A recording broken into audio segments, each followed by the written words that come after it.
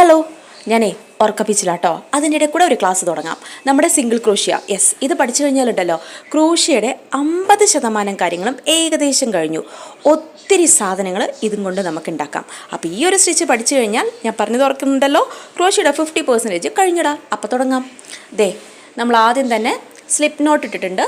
ഇനി അത് കൂടെ നമ്മുടെ നീഡിൽ കിടത്തി എന്നിട്ട് അതൊന്ന് ടൈറ്റ് ചെയ്തെടുത്തിട്ടുണ്ട്. എന്നിട്ട് ഞാനിവിടെ 15 ചെയിൻ സ്റ്റിച്ചാണ് ഇടുന്നത് കേട്ടോ. 15 ചെയിൻ സ്റ്റിച്ച്. അപ്പം അത് ഞാനിങ്ങനെ 1 2 3 എന്ന് പറയാം. 1, ദെൻ ഇപ്പോൾ സെക്കൻഡ് സ്റ്റിച്ച് ഇട്ടു, 2, രണ്ടാമത്തെ ചെയിൻ സ്റ്റിച്ചായി, third, fourth, fifth, sixth, seventh. എനിക്ക് വയ്യ, നിങ്ങൾ എണ്ണിക്കോ. അങ്ങനെ ഞാൻ 15 സ്റ്റിച്ചാണ് ഇവിടെ ഇടാൻ നിൽക്കുന്നത് കേട്ടോ.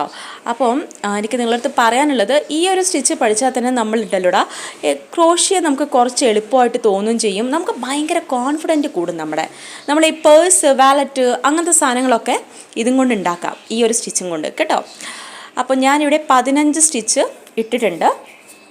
ഇനി നമ്മൾ ഈ 15 സ്റ്റിച്ചിലാണ് വർക്ക് ചെയ്യാൻ പോകുന്നത്. സോ 15 സ്റ്റിച്ചിൽ വർക്ക് ചെയ്യണമെങ്കിൽ നിങ്ങൾ ഒരു സ്റ്റിച്ച് എക്സ്ട്രാ ഇടണം, 16ാമത്തെ സ്റ്റിച്ച്. ഇനി നിങ്ങൾ 16 സ്റ്റിച്ചിലാണ് വർക്ക് ചെയ്യേണ്ടത് സിംഗിൾ ക്രോഷ്യയെങ്കിൽ നിങ്ങൾ ഒരു സ്റ്റിച്ച് എക്സ്ട്രാ ഇട്ടിട്ട് അത് 17 ആക്കണം. ഇപ്പം ഞാൻ ഒരു സ്റ്റിച്ച് എക്സ്ട്രാ ഇട്ടിട്ട് ഇപ്പോൾ 16 സ്റ്റിച്ച് ആക്കിയിരിക്കുകയാണ്. 16ാമത്തെ ഈ ഒരു സ്റ്റിച്ച് ഉണ്ടല്ലോ, ഈ ഒരു ലൂപ്പ് നമ്മൾ കാൽക്കുലേറ്റ് ചെയ്യില്ല കേട്ടോ. അതുകൊണ്ടാണ് 15 സ്റ്റിച്ചിൽ വർക്ക് ചെയ്യണമെങ്കിൽ നമ്മൾ എക്സ്ട്രാ ഒരു സ്റ്റിച്ചും കൂടി ഇടണമെന്ന് പറയുന്നത്, ഒരു ചെയിൻ സ്റ്റിച്ചും കൂടി ഇടണമെന്ന് പറയുന്നത്. അപ്പോൾ ഞാൻ 16ാമത്തെ സ്റ്റിച്ച് നമ്മൾ എടുക്കത്തില്ല, 15ാമത്തേൻ്റെ ഉള്ളിൽ കൂടെ, അതായത് ഫസ്റ്റ് ആ ചെയിൻ്റെ ആദ്യത്തെ ആ ഒരു ഇത് കണ്ടോ, ഫ്രണ്ട് ലൂപ്പ് എന്ന് അതിനെ പറയുക. ഈ ഫ്രണ്ട് ലൂപ്പ് കൂടെ നമ്മൾ എന്ത് ചെയ്യാണ്, ആ ഒരു സ്റ്റിച്ചിനെ എടുക്കുവാണ്. എന്നിട്ട് 2 ലൂപ്പ് കിട്ടും, അതിനൊരു സിംഗിൾ ലൂപ്പ് ആക്കുകയാണ്. ഇനി വീണ്ടും സെയിം പ്രോസസ്സ് അടുത്ത ചെയിൻ സ്റ്റിച്ചിൻ്റെ ഫ്രണ്ട് ലൂപ്പ് കണ്ടില്ലേ, അതിൽ കൂടെ യാൺ ചെയ്തു. ദെൻ ഈ യാണിനെ പുൾ ത്രൂ ചെയ്തു. ഇപ്പം നമുക്ക് 2 ലൂപ്പ് കിട്ടി. അതിനെ നമ്മൾ ഒരു സിംഗിൾ ലൂപ്പാക്കി വീണ്ടും മാറ്റി. കണ്ടോ? ദെൻ ഞാൻ ഒന്നും കൂടി പറഞ്ഞുതരാം. അടുത്ത ചെയിൻ സ്റ്റിച്ചിൻ്റെ ഫസ്റ്റ് ഫ്രണ്ട് ലൂപ്പ് എടുത്തു, എന്നിട്ട് യാണിനെ പുൾ ത്രൂ ചെയ്തു. ദെൻ 2 ലൂപ്പ് കിട്ടി, അതിനെ സിംഗിൾ ലൂപ്പാക്കി. അപ്പോൾ ഇങ്ങനെ ആ ഒരു മൊത്തം ചെയിൻ സ്റ്റിച്ചും നമ്മൾ വർക്ക് ചെയ്ത് എടുക്കണം. അപ്പം ഞാനിവിടെ പകുതി ചെയ്തിട്ടുണ്ട്. ഇനി ഇതിൻ്റെ ലാസ്റ്റിലോട്ട് വരുമ്പോൾ എങ്ങനെയാണെന്ന് നോക്കി. ഇനിയിപ്പോൾ നമുക്ക് 3 more സ്റ്റിച്ചസ് ബാക്കിയുണ്ട് അല്ലേ. അപ്പോൾ അതിനും കൂടെ നമ്മൾ എന്ത് ചെയ്യുക, ഈ സിംഗിൾ ക്രോഷ്യ ഒന്ന് ചെയ്തെടുക്കുക. അപ്പം ഞാനിങ്ങനെ വീണ്ടും ചെയ്യുന്നുണ്ട്. ഞാൻ ഭയങ്കര സ്ലോ ആയിട്ടാണ് കാണിച്ചിരിക്കുന്നതെന്ന് വിചാരിക്കുന്നു കേട്ടോളാ. ഇനി ഇതിലും സ്ലോ ആക്കണമെങ്കിൽ നിങ്ങൾ പറയണേ. അപ്പോൾ ഇങ്ങനെ എടുത്തിട്ടുണ്ട് കണ്ടോ. ഇതിപ്പോൾ നമ്മുടെ ഫൈനൽ സ്റ്റിച്ചാണ്. ആ ഒരു ചെയിൻ സ്റ്റിച്ചിൻ്റെ ഫൈനൽ സിംഗിൾ ക്രോഷ്യാണ് ചെയ്യുന്നത്. അപ്പോൾ ഇങ്ങനെ വന്നപ്പോൾ കണ്ടില്ലേ, നമ്മളുടെ ഈ ഒരു പോർഷൻ ഏകദേശം ഓക്കെ കണ്ടോ.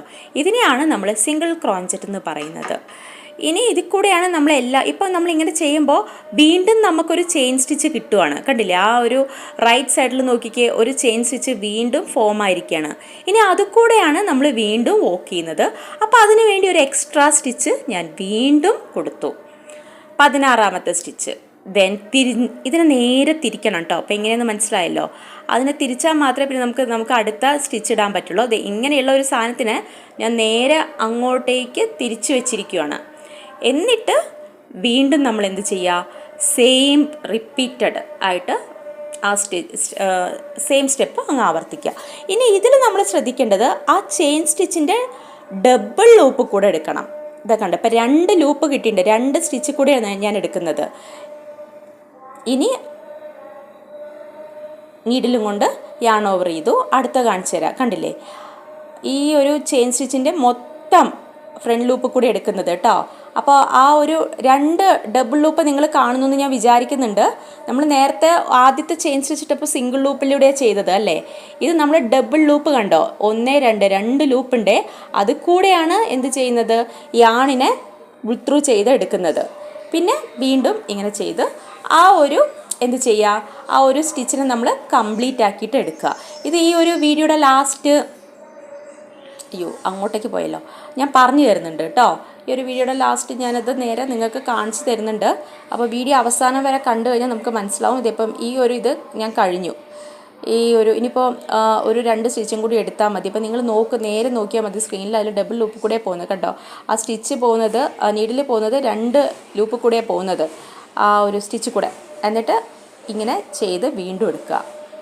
അപ്പോൾ ഇനിയിപ്പോൾ നമ്മൾ ഈ ഒരു പോർഷൻ നമുക്ക് താഴത്തെ പോർഷനെ പോലെ കണ്ടോ, താഴത്തെ പോർഷൻ നല്ല ഫിനിഷിങ്ങിലാണ് വരുന്നത്. അതുപോലെ ഫ്രണ്ട് പോർഷനും ഫിനിഷിങ്ങിൽ വരണം. ഇപ്പോൾ ഞാൻ കാണിച്ചു തന്ന ചെയിൻ സ്റ്റിച്ചാട്ടോ. ഈ ചെയിൻ സ്റ്റിച്ചിൻ്റെ ഉള്ളിൽ കൂടിയാണ് അടുത്ത സ്റ്റിച്ച് വരുമ്പോൾ നമ്മൾ മൊത്തം എടുക്കുന്നത്. അപ്പോൾ ഞാനിത് ഒന്ന് അതിൻ്റെ ആ ഒരു പോർഷൻ കറക്റ്റാക്കാൻ വേണ്ടിയിട്ട് ഇങ്ങനെ ഇടയ്ക്ക് ചെയ്യും. അത് നിങ്ങളൊന്ന് നേരെ നോക്കിയാൽ മതി. ഈ ഒരു പോർഷൻ ഞാൻ ഇങ്ങനെയാണ് ചെയ്തെടുക്കുന്നത്. എന്നിട്ട് എക്സ്ട്രാ ഒരു സ്റ്റിച്ച് നമ്മൾ സെയിം പ്രോസസ്സ് വീണ്ടും എക്സ്ട്രാ ഒരു സ്റ്റിച്ച് ഇട്ടു. അതേപോലെ ഇതിനങ്ങോട്ടേക്ക് അങ്ങ് മറിക്കുക. മറിച്ച് കഴിയുമ്പോൾ പിന്നീടുള്ള ചെയിൻ സ്റ്റിച്ച് ഞാൻ നേരത്തെ കാണിച്ചു തന്നല്ലോ, ആ ചെയിൻ സ്റ്റിച്ച് കൂടെ നമ്മൾ വീണ്ടും എന്ത് ചെയ്യുക, ഈ ആണിനെ കിടത്തുക. കണ്ടോ, ഇത് കൂടെ എടുത്തു.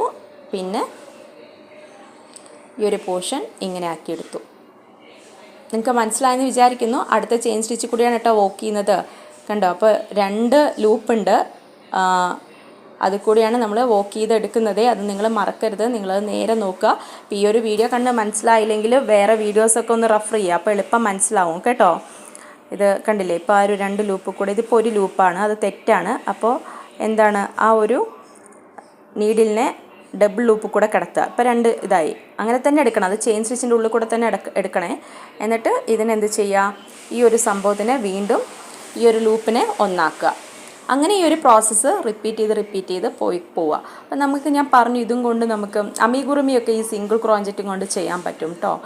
എനിക്ക് തോന്നുന്നു ഈ ഒരു സ്റ്റിച്ച് യൂസ് ചെയ്തിട്ട് അമിഗുറുമിയൊക്കെ ചെയ്യുന്നത് ഓൾമോസ്റ്റ് എല്ലാവരും അങ്ങനെ ചെയ്യുന്നത്. നമുക്ക് വാലറ്റ്, പേഴ്സ് അതൊക്കെ ഇതും കൊണ്ട് ഉണ്ടാക്കാൻ പറ്റും കേട്ടോ. ഞാനും ക്രോഷ്യയിൽ അത്ര പുലിയൊന്നുമല്ല. ഞാനിങ്ങനെ ഓരോ വീഡിയോസ് കണ്ട് പഠിച്ചത് തന്നെയാണ്. ഞാൻ ക്ലാസ്സിനൊന്നും പോയിട്ടില്ല കേട്ടോടാ. ഇങ്ങനത്തെ ഓരോ വീഡിയോ കണ്ടിട്ട് പഠിച്ചതാണ്, അത്രയേ ഉള്ളൂ.